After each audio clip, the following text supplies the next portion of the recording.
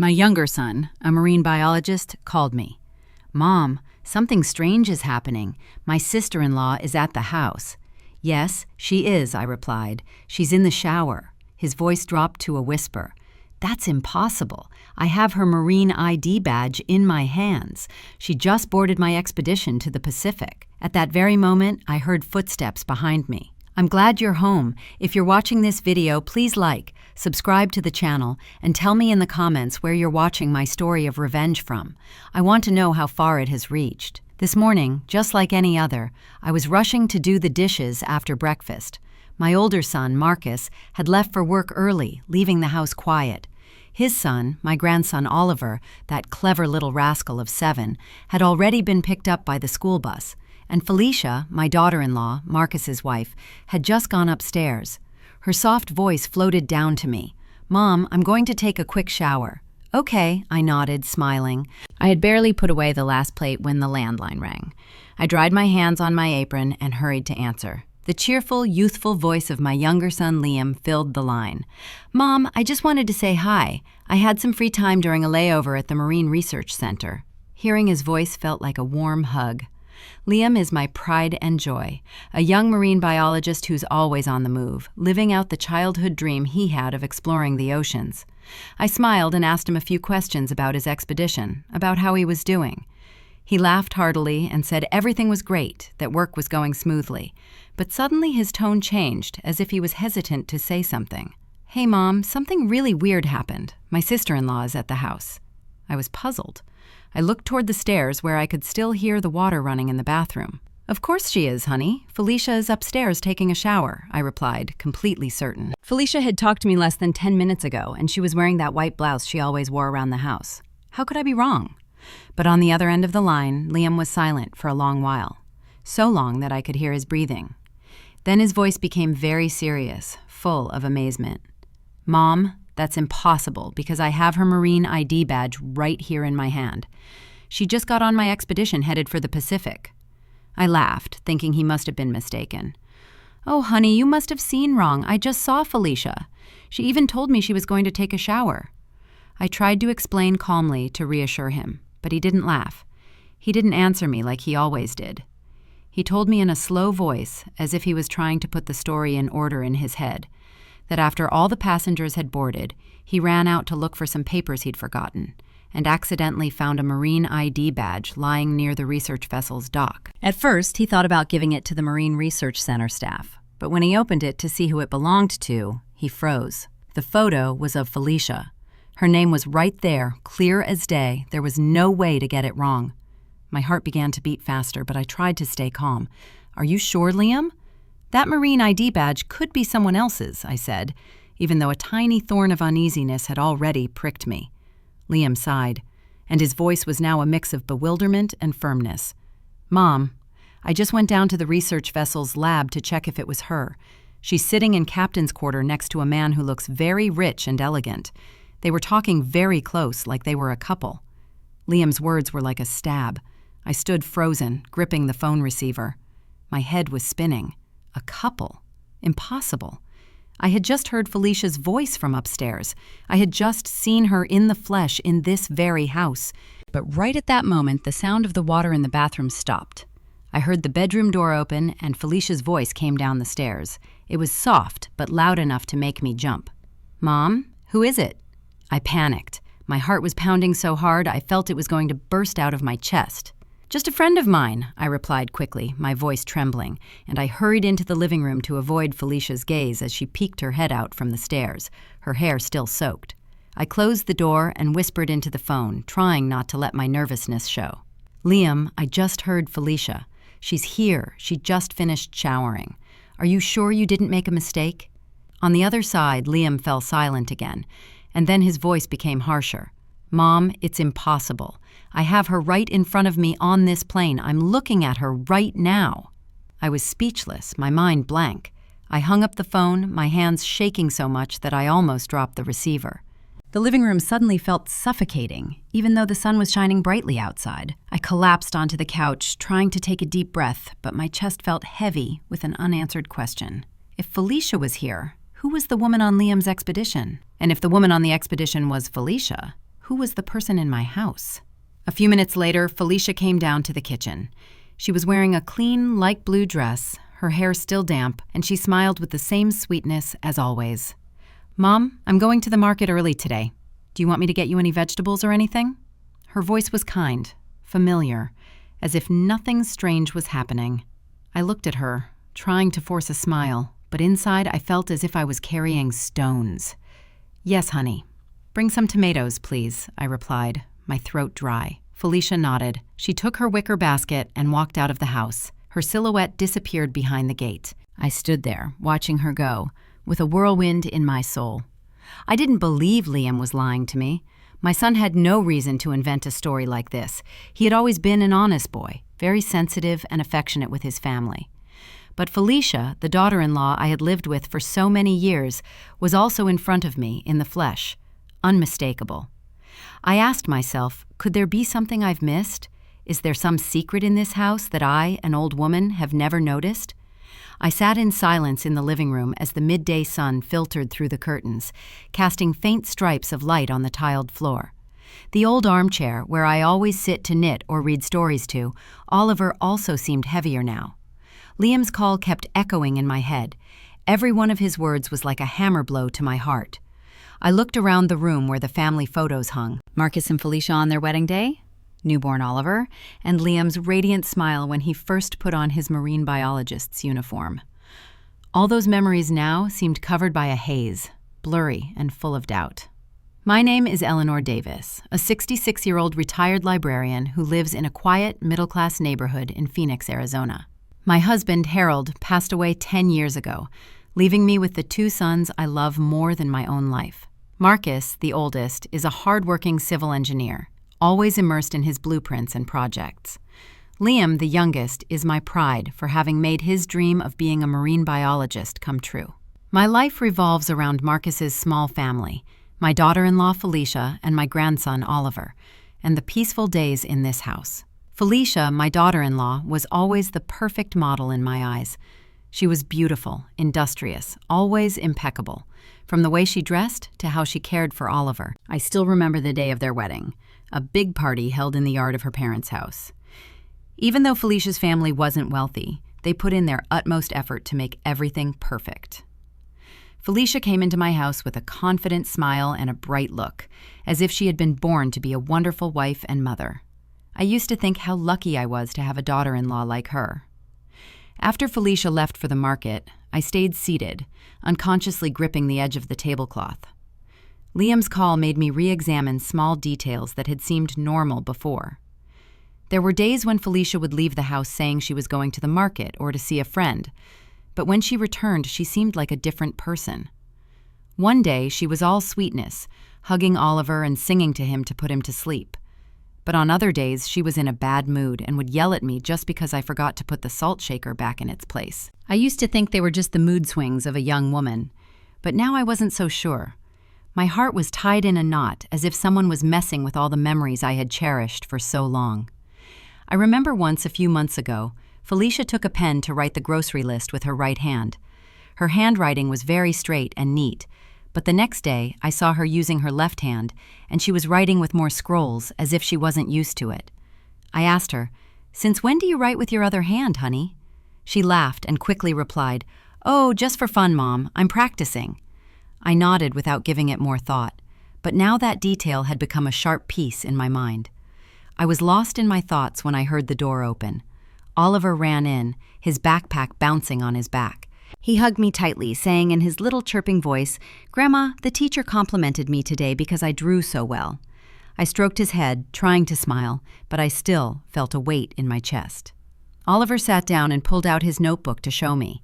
"Grandma, look! Yesterday my mom helped me with my homework with her right hand, and her writing was so pretty, but today she wrote with her left, and it came out uglier." The boy pointed to 2 pages in the notebook, one with well-formed letters and the other with crooked ones. I looked at the handwriting and my heart sank.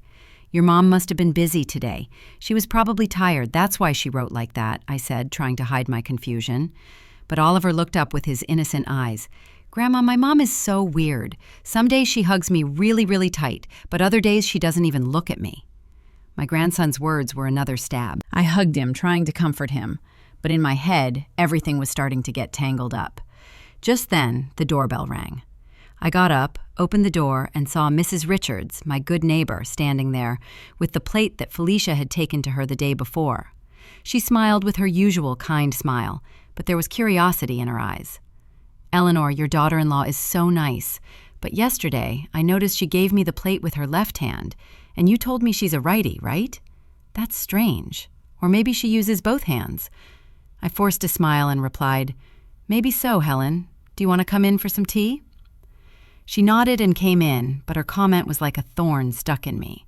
It wasn't just me. Even the neighbors had noticed the difference. I served her tea and we talked about this and that, but as soon as she left, I sank onto the couch with my hand on my chest. I felt frozen, as if the world was falling down on me. That afternoon, I went out into the garden with the watering can, trying to let the water fall gently on the daisies I had cared for years. The sun was starting to set. The shadows of the trees stretched across the yard, but my soul could not find peace. The words of Oliver, of Mrs. Richards, and Liam's firm voice on the phone kept circling in my head like pebbles thrown into a calm lake, creating ripples that wouldn't stop. I was watering the plants, but my mind wasn't there. I asked myself, am I too old now to notice the strange things happening in my own house? Or have I been turning a blind eye on purpose, wanting to believe in the happy family I always dreamed of? Felicia returned from the market carrying her wicker basket, but what caught my attention was that she was holding it with her left hand. I remembered perfectly that Felicia always used her right hand, from how she held the knife to chop vegetables to how she combed Oliver's hair. I stood there watching her put the basket on the kitchen table, and I asked her in a low voice, "What did you buy, Felicia?" My voice tried to sound natural, but inside, a wave of suspicion was growing. She smiled and replied very politely, "I got some tomatoes, cilantro, and fresh fish." "Mom, I'm going to make the roasted fish you like so much tonight. Does that sound good?" Her voice was soft, as always, but I couldn't help but notice her hands. The left one? No, the right one. I nodded and turned away, pretending to clean the table, but my heart was pounding hard. Was I imagining things, or were these small details trying to tell me something? At dinner time, the whole family gathered at the table. Marcus was tired after a long day at work, but he still smiled at Oliver and asked him how school had been. Felicia ate slowly, delicately, and even turned to Marcus to remind him. "Honey, the parent-teacher conference is next week, so be sure to take the day off." I looked at her, trying to find the daughter-in-law I was so proud of, but in my head, Liam's voice kept echoing. "She's sitting in captain's quarter next to a man." I bit my lip, trying to swallow the anguish, but it felt like a stone stuck in my throat. Just 3 days later, everything was different. Oliver dropped a glass of water during dinner, and the water splashed all over the tablecloth. I quickly grabbed a rag to clean it, laughing. "It's okay, honey, just be more careful." But Felicia, sitting across from him, suddenly frowned and said in a sharp voice, "Oliver, why are you so clumsy? Be more careful." I was stunned, looking at Marcus. He also frowned and said in a low voice, "Felicia, it was an accident, that's all." She turned with a spark of anger in her eyes. "You always defend him, and I end up looking like the bad guy in the house." The atmosphere at the table became heavy. Oliver lowered his head, his eyes full of tears. I hugged him, feeling a deep pain. Only a few days ago, Felicia had lovingly reminded him about school, and now she seemed like a completely different person. I sat next to her, watching in silence, trying to put the pieces together in my head. Today, she was irritable. The other day, she was so sweet. Today, she used her left hand. The other day, her right. These small differences, one by one, were piling up in my mind like the pieces of a puzzle I still couldn't see completely. I told myself I had to calm down, but every time I looked at Felicia, I saw a stranger, as if she wasn't the daughter-in-law I had lived with for so many years. A few days later, I took Oliver to school. He held my hand as we walked down the same old cobblestone street. Suddenly, he stopped, looked at me, and said in a sad voice, "Grandma, yesterday my mom taught me how to write, and she was so patient. Her handwriting was so pretty. But today she didn't even want to look at my homework. She told me to do it by myself." I knelt down to look into his clear eyes, and I felt my heart break. "Your mom was busy, honey. "Don't be sad," I said, but my voice trembled. Oliver nodded, but his gaze was still full of disappointment. I hugged him, feeling a huge sense of powerlessness. He's only 7. How was he supposed to understand something that I myself couldn't figure out? That night, we sat down to dinner again. Suddenly, Felicia took a small notebook out of her bag and started writing something with her left hand. Marcus, who was serving himself food, laughed suddenly. "Hey, since when do you write with your left hand? It looks so strange." Felicia stopped dead with a forced smile on her lips. "Oh, just experimenting, honey."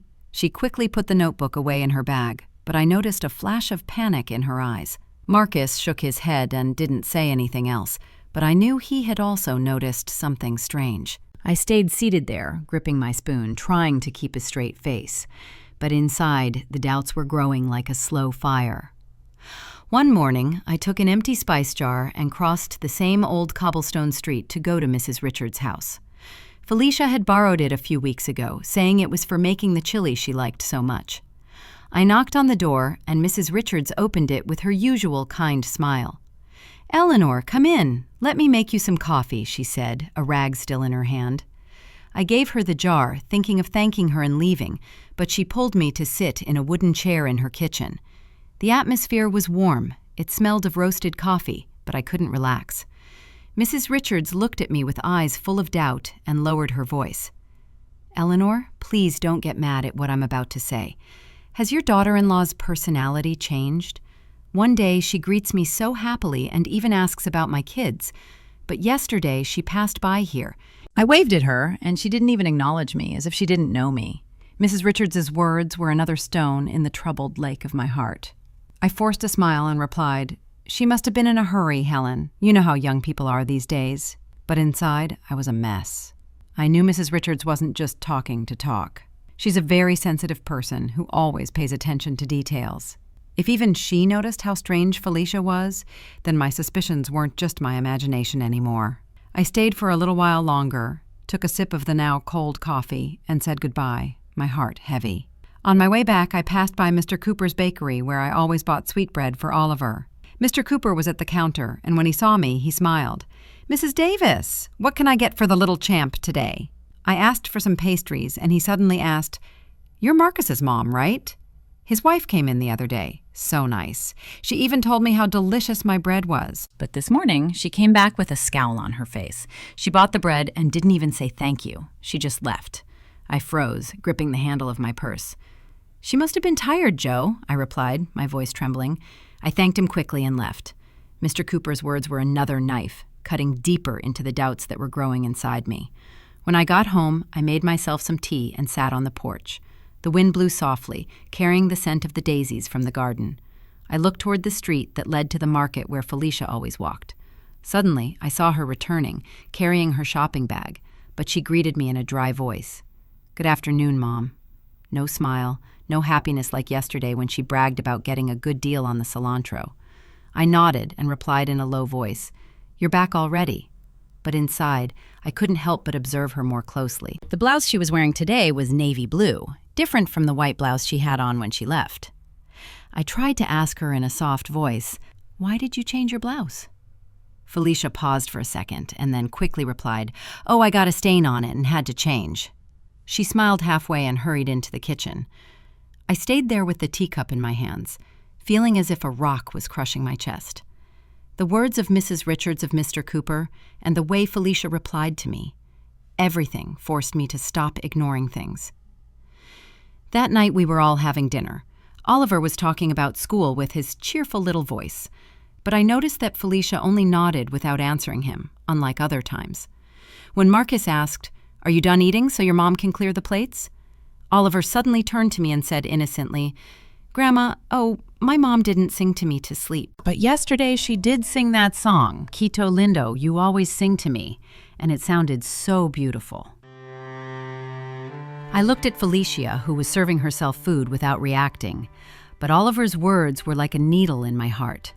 That lullaby, that Solito Lindo that I used to sing to Marcus and Liam, only Felicia and I knew it in this house. So why did she sing it yesterday and not today? Why did she change so quickly? I got up to clear the plates, but my mind was no longer there. I remembered the times Felicia would leave the house saying she was going to see a friend, but would return with a strange look. One day she brought a bouquet of fresh flowers, saying a friend had given them to her. But another day she got angry when I asked her, "Where did you go today that you got home so late?" I used to think these were unimportant things, but now they seemed like the pieces of a much bigger secret. I didn't want to believe that Felicia was hiding something from me, but every word, every gesture of hers made me doubt. That night, after cleaning the kitchen, I sat at the dining room table and took an old notebook out of a drawer. My hand was shaking as I wrote the first line. 3:00 p.m. Felicia leaves for the market, returns 6 p.m. wearing a blue blouse. Irritable attitude. I didn't know what I was doing, but I knew I couldn't keep pretending that nothing was happening. I kept writing. Yesterday she sang to Oliver to sleep, tender. Today she was cold, didn't sing. Each word was a heavy stroke, as if I was engraving my suspicions into reality. My old notebook was now full of notes about Felicia. Every line was a piece of my doubt, as if I was painting a picture I didn't dare to look at. I sat in the kitchen, looking at the notebook with a heavy heart. I couldn't keep all these thoughts to myself anymore. They were like waves rising and falling, leaving me alone in my confusion. I needed someone to talk to, someone who would understand me, who wouldn't judge me, who wouldn't jump to conclusions. I immediately thought of Hannah, my best friend, who has been with me since we were young when we used to sit and knit under a tree and tell each other our lives. I picked up the phone, my voice trembling. "Hannah, are you free this afternoon? Let's go to the coffee shop on the corner. I need to talk." Hannah accepted instantly, her voice as warm as ever. "Eleanor, I knew something was wrong. Wait for me. I'm on my way." I felt a little relief, but the worry was still weighing me down. I put on my old shawl and left the house for the small coffee shop on the corner where Hannah and I had shared so many joys and sorrows. The place was the same, with its dark wooden tables and that delicious smell of freshly roasted coffee. I chose a table in a corner where the light was dim, so no one would hear our conversation.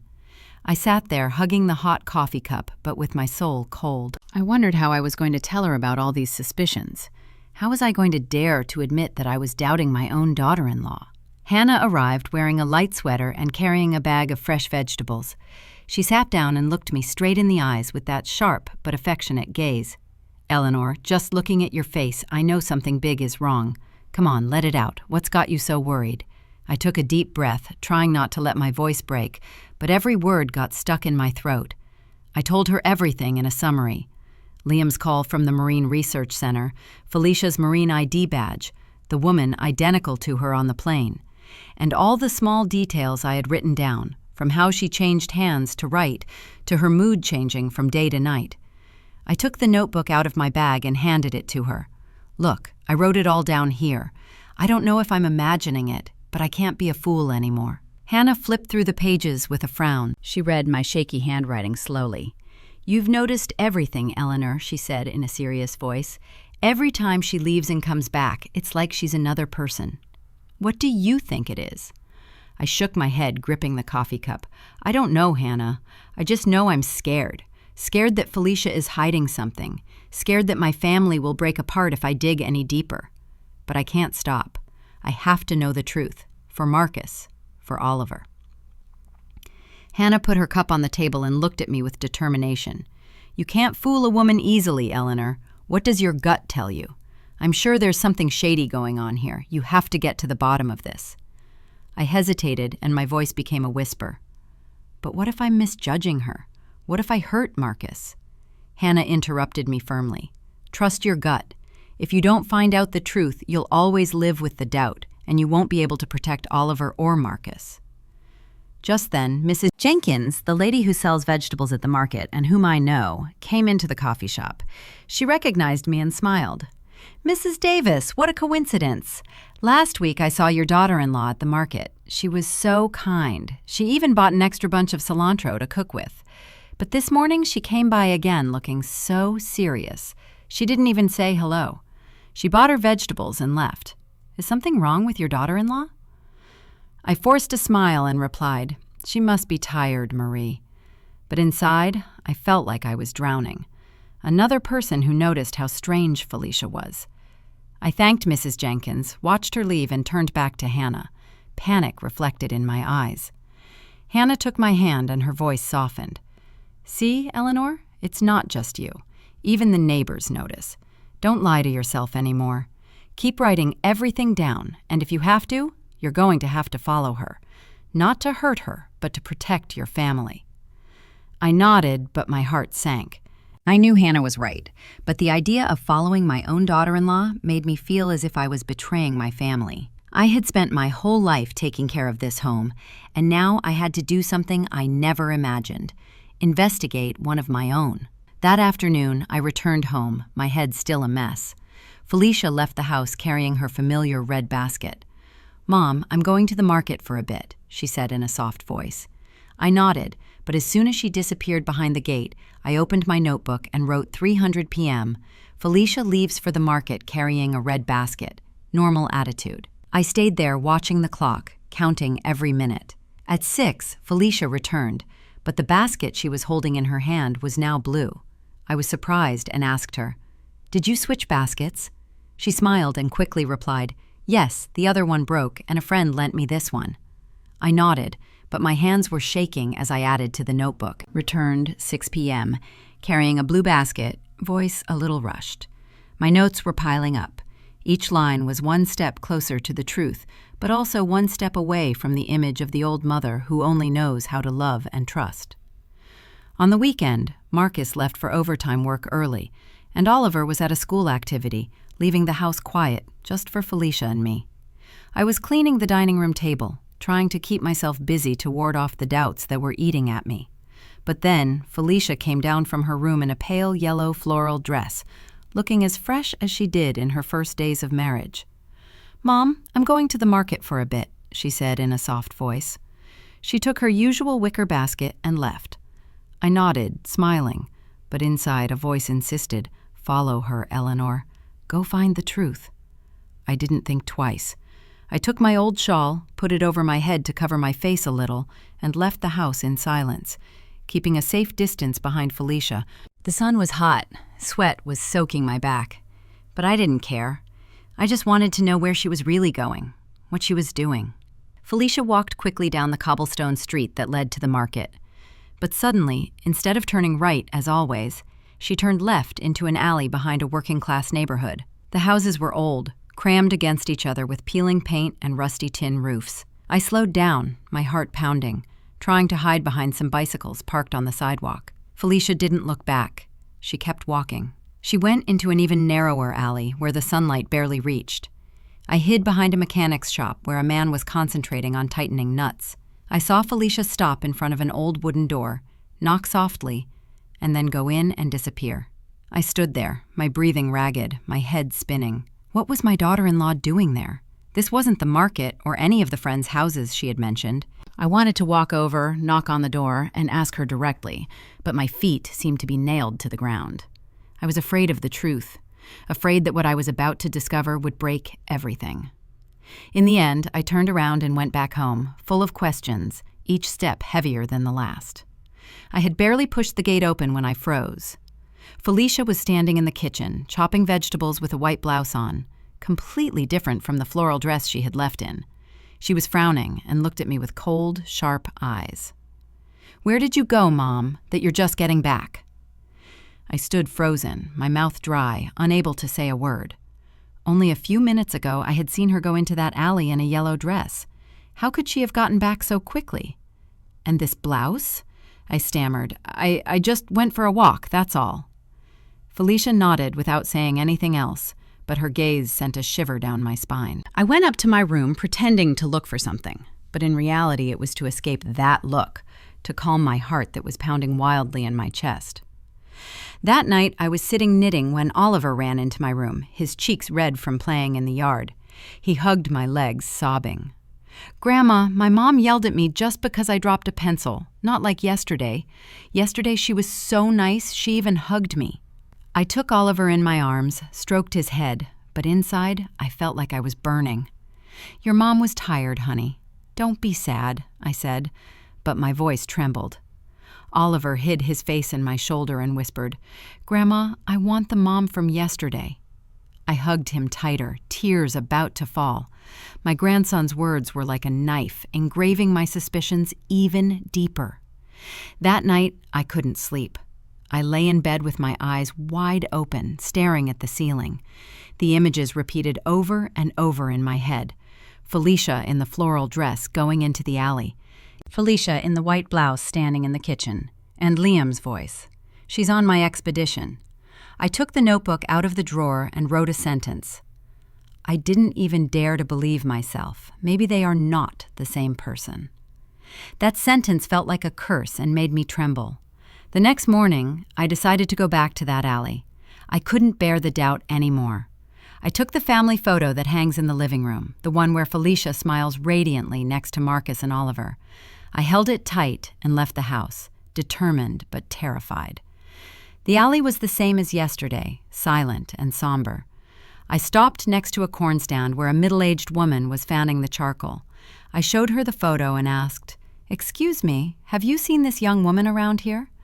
The woman looked at it closely and then pointed. "Oh yes, of course. She comes and goes often from the house at number 14, that one over there." I thanked her, my heart pounding in my throat, and walked straight to that house. The house at number 14 appeared in front of me with stained walls, a peeling wooden door, and a pot with a wilted daisy on the window frame. I stood there, my hands trembling, feeling that the whole world was holding its breath with me. I knocked on the door, and each knock sounded like a hammer blow to my chest. The door opened, and I was speechless. In front of me was a woman identical to Felicia, from her face to her body to her long black hair. The only difference was her frightened look and her hands that were shaking as she held a rag. I stammered, my voice breaking. "Felicia." The young woman started, gripped the rag tightly, and tried to slam the door shut. But just then, another voice was heard from inside. A soft but firm voice. "Iris, don't hide anymore. You know this is wrong too." I looked up and saw a young woman come out of a corner of the room, standing right behind the woman who looked just like Felicia. She was thin, with her hair in a bun, and had an intelligent but kind look. She looked at me and smiled slightly. "My name is Miranda, Iris's roommate, Mrs. Davis. Please come in. It's time you knew the truth." I took a deep breath, trying to keep my legs from trembling, and went into that small tin-roofed house. The walls were stained, the concrete floor was cracked, and a faint smell of disinfectant hung in the air. In a corner, an old man coughed weakly, lying on an old cot covered with a frayed blanket. I felt the space crushing me, but I still walked and sat down in the wooden chair that Miranda pointed to. The woman, identical to Felicia, lowered her face, and her voice was barely a whisper. "I'm sorry. I'm not Felicia. My name is Iris." I looked at her, my mind a whirlwind, unable to say anything. Iris. The name was strange, but the face was too familiar. I clasped my hands, trying to keep my voice firm. "You explain to me why you look so much like my daughter-in-law and why you show up at my house." Iris looked up, her eyes full of guilt, but she didn't answer immediately. Instead, Miranda sat down next to her, poured a glass of water from an old plastic jug, and began to speak.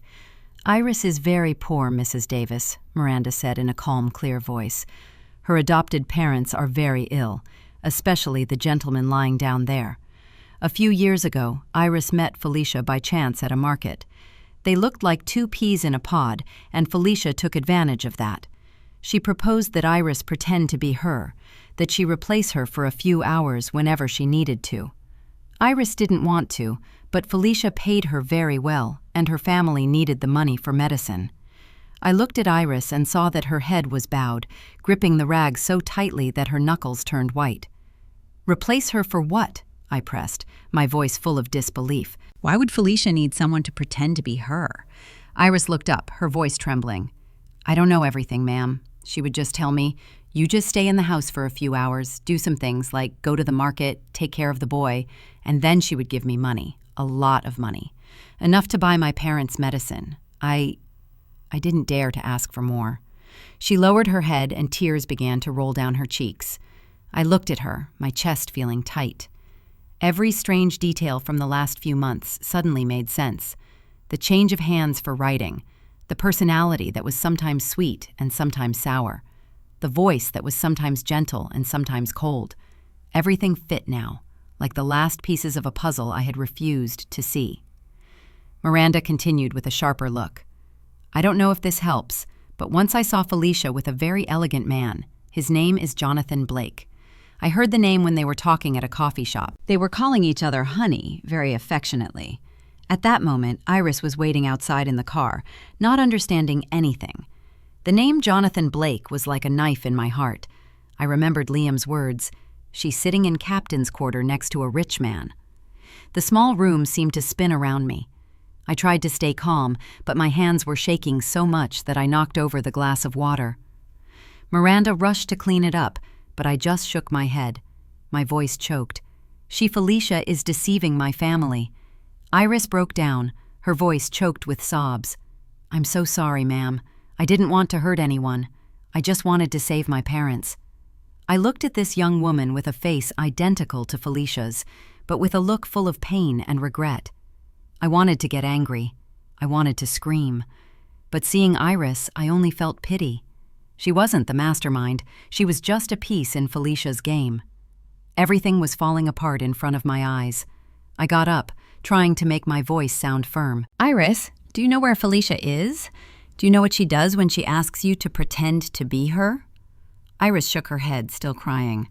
I don't know, ma'am. She would just tell me to do what she asked and that she would pay me. I didn't dare to ask for more. Miranda put a hand on her shoulder to comfort her and then addressed me. Mrs. Davis, I know this is very painful for you, but Iris is also a victim. She didn't have another choice.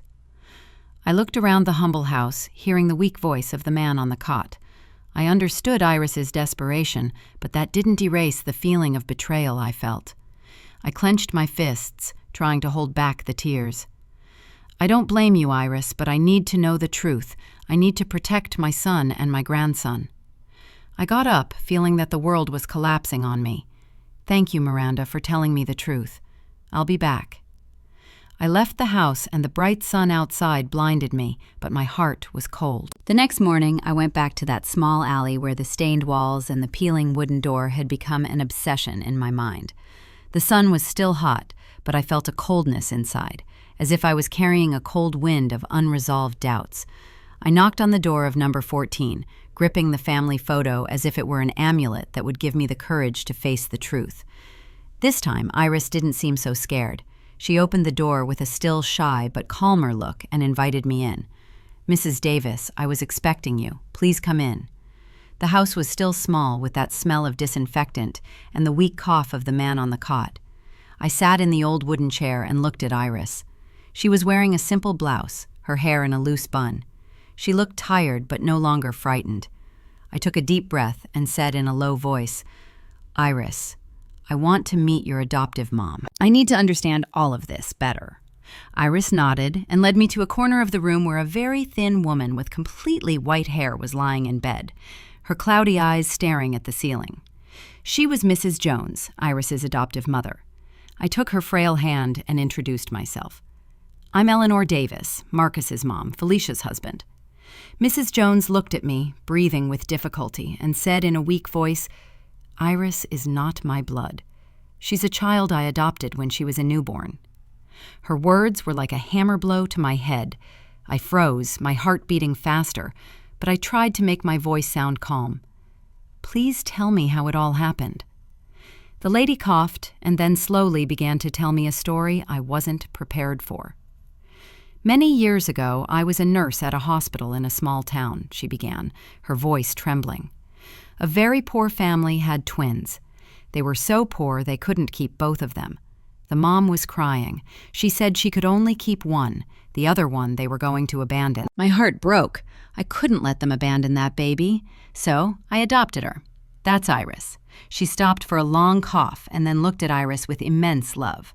I raised her as if she were my own, but I know she has always wanted to find her real parents. I have nothing to give her but my love and this house. I sat there gripping the edge of the chair, my head spinning. Do you know who Iris's biological parents are? I asked, my voice trembling. Mrs. Jones shook her head. I only know they were a poor family from a nearby town. I didn't ask much. I just wanted to save the child. I looked at Iris and saw her with her face bowed, tears rolling down. Mrs. Davis, I don't know anything about my biological parents, she said, her voice choked. But when I met Felicia, I thought maybe she knew something. She looks so much like me, but she never told me anything about that. I felt a lack of air. I asked Mrs. Jones to let me see her old papers, hoping to find a clue. She pointed to an old wooden dresser. Iris took out a yellowish paper envelope and gave it to me. Inside, there was a copy of some hospital papers with Iris's date of birth. I read them quickly and felt my heart stop. Iris's date of birth was exactly the same as Felicia's, the one I had seen on her papers when she married Marcus. I gripped the documents with trembling hands and looked at Iris. You and Felicia could be twin sisters, I said, my voice lost. Iris broke down, crying, covering her face. So Felicia is my sister. Why didn't she tell me anything? Why did she make me do all that? I looked at her, my heart shattered. I remembered the days when Felicia came to my house, radiant and confident, as if she had been born to be the perfect wife and mother. I had loved her. I had believed she would give Marcus happiness, but now I knew that she had not only deceived my family, but she had also taken advantage of her own sister, using her as a double to hide secrets I didn't even dare to imagine. I stood up, put my hand on Iris's shoulder, and my voice, though firm, could not hide the pain. Iris, from today on, I won't let anyone else take advantage of you. I'm going to help your parents with their illness, but in return, you have to cooperate with me. I need to bring this truth to light, for Marcus, for Oliver. Iris nodded, still crying. I will help you. I don't want to live in this lie anymore. I looked at her and saw sincerity in her eyes, and for the first time I felt a ray of hope in the middle of the storm. I left the house and walked through the alley, my soul in turmoil. I passed by the bustling market where people were shopping and laughing, but in my mind, Mrs. Jones's words echoed like bells.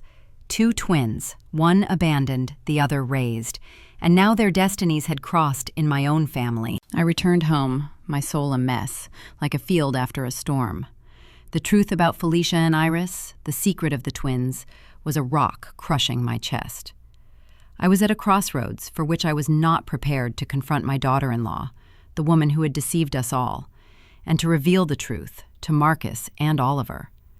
That night, I called Liam. My voice was firm, though my heart was trembling.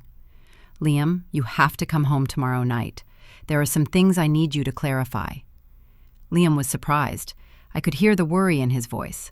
Mom, did something serious happen? I said bluntly. You just come, honey. I need you. And if you can bring Felicia's electronic Marine ID badge. He didn't ask any more questions. He just said, yes, Mom, I'll be there. I hung up and sat down, feeling that the whole world was crashing down on me. I knew that tomorrow night would be one that no one in this family would ever forget. The next day, I got up early and prepared a big family dinner. I put a white tablecloth on the table, lit some candles. I cooked the chili that Marcus likes so much and the roasted fish that Oliver always asks for. I wanted this dinner to be special, not to celebrate, but to mark a before and after. I was in the kitchen chopping vegetables, but my mind was somewhere else, between that dark alley and Iris's words.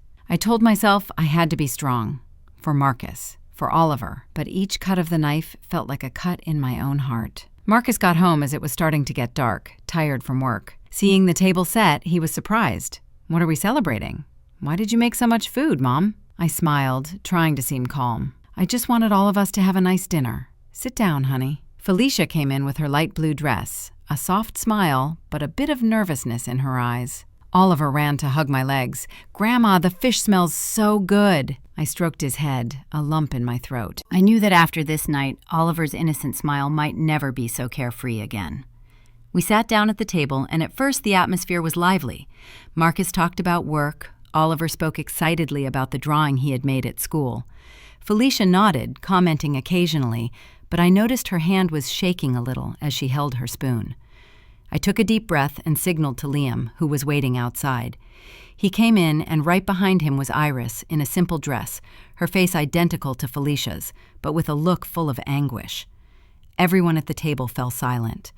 Oliver looked confused from Felicia to Iris and asked innocently, "Why are there 2 moms?" Marcus turned pale, dropped his spoon, and Felicia jumped up, shouting, What is this about, Mom? I stood up, gripping the edge of the table to keep from shaking. Sit down, Felicia, I said in a slow but firm voice. I need us to clear everything up. I started telling the story, and each word tore me up inside. Liam's call from the Marine Research Center when he saw her on an expedition to the Pacific, even though she was still at home. The time she changed hands to write. Her personality, sometimes sweet and sometimes sour. And finally, my visit to the alley where I met Iris and discovered the secret of the twins. You and Iris are twin sisters, I said, looking her straight in the eyes. You took advantage of your sister to hide the truth. Tell us what the truth is. Felicia was trembling, her face as white as paper. She yelled, trying to defend herself. She's making it all up to humiliate me. How dare you? But Liam walked over and put a stack of papers on the table with a thud. This is a copy of your electronic Marine ID badge with the entry and exit stamp from the Pacific, he said in a hard voice. You can't be at home and flying to the Pacific at the same time. Felicia looked at the papers, her lips tight, unable to say anything. Oliver, sitting next to her, suddenly chimed in with an innocent but pained voice. It's true, Grandma. Some days my mom is an angel, and other days she's really mean. I don't like the mean mom. My grandson's words were like a stab, and I had to hold back from crying. The air in the room felt so heavy it was hard to breathe. I nodded and signaled to Miranda, who had just come in through the back door. She stood there with her sharp gaze and told everyone, I saw Felicia with Jonathan Blake. They were calling each other honey, and it was she who hired Iris to pretend to be her and deceive the family. Marcus turned to his wife, his voice choked. Is it true, Felicia? Tell me, is it true? Felicia bit her lip in silence for a long moment, and then suddenly yelled, her voice full of fury. Yes, it's true. I have a lover. I'm sick of this poor life. I'm sick of being the daughter-in-law in this house. Jonathan Blake gives me a life 100 times better. And you, Marcus, you're good for nothing. Her words were like a bomb that exploded in the room. Marcus froze, clenching his fists so hard they turned white. Oliver broke down crying and ran to hug me, his voice trembling. Grandma, what did my mom say? I hugged him tightly and tears rolled down my cheeks. I looked at Felicia with a broken heart. She was standing there with a cold look without a shred of remorse. Marcus got up, his voice shaking. Felicia, do you really think that? She turned and left without answering. Iris, who had been silent on the side, suddenly spoke in a low but clear voice. Sister, you didn't have to hurt them like that. I just wanted to help you, but I didn't know you would go this far. Felicia glared at her, but didn't say anything. She just turned around and left. The door slammed shut, leaving the room in a painful silence. After that night of confrontation, the air in my house felt like it had been robbed of life. The living room that used to be filled with Oliver's laughter and Marcus's talks was now in a silence that suffocated. I had lived my whole life for my family, but now I felt like someone who had just survived a hurricane, standing in the middle of the rubble of the home I had cared for so much. Felicia left after shouting those bitter words, leaving Marcus with an empty look and Oliver with innocent tears. I knew everything had changed forever. A week later, Marcus and Felicia went to the courthouse for the divorce. I didn't go, but Marcus told me about it afterward, his voice dry, as if he had lost his soul. Mom. She didn't look at me or Oliver. She signed the papers and left with that man as if we had never existed. I sat next to him, taking his hand, trying not to cry. Felicia didn't ask for custody of Oliver, as if the boy had just been part of a play she had gotten tired of. My heart ached, not only for Marcus, but for Oliver, a 7-year-old boy who didn't deserve to be abandoned like that. Don't worry, honey, I said, my voice trembling. I'll always be here, and Oliver will never be without love. But inside, I knew this wound would take a long time to heal. Marcus fell apart. He became quiet, spoke little. He just buried himself in his work or sat watching Oliver play in the yard. I looked at my son and saw in his eyes the same sadness that my husband Harold had in his last days when he knew he couldn't stay with us anymore. I wanted to hug him, to tell him everything would be okay, but I didn't know where to start. Fortunately, Iris appeared, silent as a small light in the darkness. She came to the house every day. She brought containers of warm food, sat down to play with Oliver, and wiped away his tears when he asked, Auntie, where did my mom really go? I looked at Iris, saw that face identical to Felicia's, but with a completely different heart. She was sweet, patient, and always found a way to make Oliver laugh. One afternoon, I saw Oliver run to hug Iris with his cheerful little voice. "Mom, Iris, teach me how to draw a little bird." I was surprised, my heart tight. The boy was calling her mom with a carefree smile I hadn't seen in a long time. Iris laughed and stroked his head. "Of course, my love, but you have to draw it very pretty so I can see it." I stood there, tears rolling down my cheeks. Oliver's innocent words were like medicine that soothed my pain. I knew that Iris had not only replaced Felicia during those days of deception, but was becoming a part of our family with her own sincere heart. One night, while I was cleaning the kitchen, Marcus called me to the living room. He was standing there holding a small ring with trembling hands. His look was a mix of nerves and determination. Iris was by his side, her face flushed and her eyes shining. Marcus knelt and his voice broke. "Iris, I don't want to waste any more time. You brought light back to me and Oliver. Would you accept to be my wife and Oliver's mom?" Iris broke down crying, looking at me as if seeking my approval. I walked over, took her hand, and nodded gently. "You deserve it, honey. You've been part of this family for a long time." She hugged me. Her tears soaked my shoulder, and I knew that was the moment my family was beginning to heal. Marcus and Iris's wedding was soon after, something small but full of love.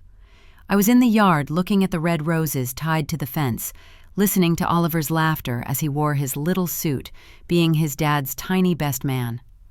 Liam flew back from a work trip and stood next to his brother with a smile as radiant as the day he first put on his marine biologist's uniform. I sat in the front row, tears rolling down my cheeks. They weren't tears of loss, but of happiness. I looked at Iris in her simple wedding dress, holding Marcus's hand, and I knew that my family had found a sincere heart. After losing a fraud, life after that went back to normal. Iris maintained her simple life, taking care of Marcus and Oliver with all her love.